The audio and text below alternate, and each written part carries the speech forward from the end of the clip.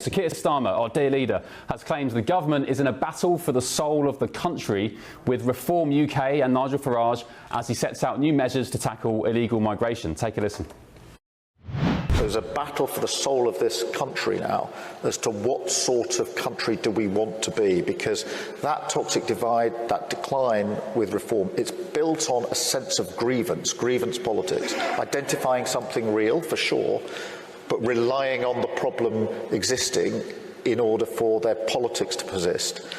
Well, joining me in Washington is the former chief advisor to Nigel Farage and also the editor-in-chief of the National Pulse, Raheem Kassam. Raheem, welcome along. Thank you for your company tonight. What's Keir Starmer on about when he talks about the battle for the soul of the country? Who's in this battle, who's taking part, and how does it end up? Well, I never thought I'd say this, but I agree with Keir Starmer. There is a battle for the soul of the nation right now, and that battle is very firmly between the Labour Party, which really, we always joked in, back in the day when I worked for Nigel, that you could barely put a cigarette paper between the Labour Party and the Conservative Party. So it's not just the Labour Party, it's the Tories too, and then Reform on the other side. And that's why you're seeing, I don't know what it is now, 102, 103 polls that show Reform in the lead, getting a stonking majority if the election were to happen tomorrow. There is absolutely a battle for the soul. And that battle for the soul of the nation is manifesting itself in all sorts of different ways. Obviously, there are the big ticket items, free speech, mass migration, but it also comes down to the nitty-gritty of day-to-day lives of people. How long are they waiting on NHS waiting lists? Are the potholes in their street getting fixed? These all go to what the soul of the nation is. If your neighbourhood is dirty, if your local roundabout is a dumping tip, all of these things, they resonate throughout your neighbourhood, throughout your community. And that's what soulfulness really comes down to. It's family, community and country. And that's what Reform are so good at talking about now. I just went to their conference a couple of weeks ago. It was extraordinary. Those were the themes that came up time and time again. You were, of course, we said in the introduction, former chief advisor to Nigel Farage. I remember back in the UKIP days you joined them? Yeah. Could you ever have imagined then, Raheem, that they'd be polling today, well, leading every poll for the last 6 or 7 months? I think the latest one today showed them winning 350 odd seats or something like that. Could you ever have imagined, when Nigel was sort of rattling around back then in UKIP, that he'd be where he is today, with the ear of President Trump, leading every poll going and tipped to be the next Prime Minister?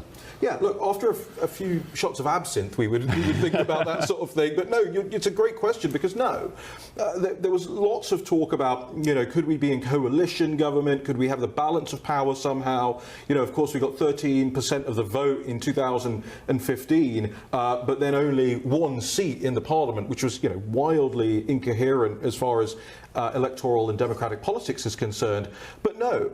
And seeing these people get together at Reform Conference a couple of weeks ago, it was extraordinary to me how Nigel's apparatus has grown up. I will say for myself, we weren't particularly organised or grown up in the way we went about things. These people he's got around him now are true professionals. Is the setup he's got now, could they walk into Downing Street, or is there some more fine-tuning to go? Oh, well, look, there's definitely fine-tuning. I think he would say that, all the people around him would say that. They still need a couple of years to recruit the right people, to get up to speed with the apparatus of government. I don't think anybody would lie to the British public right now and say, day one, we can get everything done, if it were to happen tomorrow. The reality is this party is going to grow at the local elections next year. It's going to grow in the year after that, and it will then be able to walk into Downing Street and avoid a situation that, say, President Trump had in his first term, where they couldn't staff up the government properly.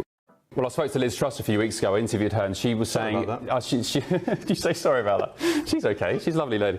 She was saying, will Nigel Farage, if he gets in, will he be Trump 1.0, where he's kind of doesn't really know how government works, he's bounced around by the likes of John Bolton and Fauci and all the deep state globalists, or will he be Trump 2.0, where he's got his team around him, he knows what to do this time, and I'd argue he's on a bit of a vengeance mission as well? Yeah, no, I would argue that the British civil service is actually harder to deal with than the US, quote-unquote deep state. They're more entrenched, they've got more power, it's more organised, they're certainly more nefarious. And so I think Nigel really and his team really have their work cut out for them. That's why this year, the next year and the year after that, it will really take ordinary people getting involved with that party, because Nigel can't do all the work himself, Zia can't do all the work himself, Richard Tice can't do all the work himself. They're going to need hundreds upon hundreds of people, and they will need thousands to staff up government.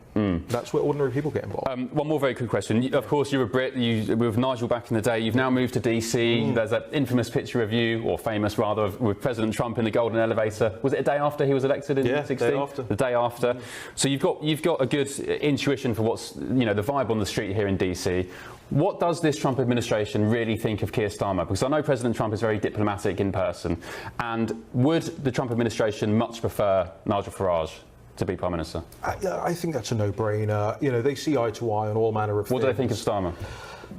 I won't try and speak for President Trump, because people at home will be laughing when I say this. He is actually an incredible diplomat in person. He's kind. When we walked in there to his house, that was right, to his penthouse in New York, the first thing he did was, "Can I get you anything?" And he didn't mean, "Can I get a servant to run off and get you anything?" He meant, "Can I get you anything?" He does the same thing at Mar-a-Lago. Like, he'll go off and get you a Diet Coke himself, and bring it back on a little gold drink. He loves playing the host, and he loves playing the diplomat. But he knows that diplomacy only gets you so far. His people, I will channel a little bit here. My sources, let's say, in the White House and on Capitol Hill, they think Keir Starmer is, probably the worst thing that they could have possibly inherited as a partner on intelligence, as a partner on free speech and democracy issues and all that. But you know what? It's reality. They have to deal with him. In fairness to Keir Starmer, he did get elected, and they'll have to work with it. In his defence, for reasons of balance, he'd say that deportations are up in the UK. They've got the one-in, one-out deal. Flights are off the ground. Inflation's been falling as well, and of course he's got the trade deal with the US and amongst other trade deals. So is he all that bad, Keir Starmer? Well, if we're talking about balance, he inherited one of the worst scenarios from a Conservative party that had not been Conservative in about 20 years. So there's plenty of blame to be laid at the quote-unquote political right as well in the United Kingdom. And I think also we have to accept that the voters have some culpability here as well. Re-electing Tories and re-electing Labour time and time again and expecting some change is a nonsense. Yeah. Also, President Trump said that Starmer was a great negotiator. Of course, we've got the tariff slashed from, what was it, 20% to 10 or 15 to 10. Is he a good negotiator, do you think, Keir Starmer? President Trump says so. Was it Starmer or was it Mandelson? Yeah, interesting. That Mandelson story's just gone under the rug, hasn't it? It's a bizarre press conference in, where were they last time round? In the UK, when Trump was just saying, I don't know who Mandelson is. Well, that's how he deals with uncomfortable situations.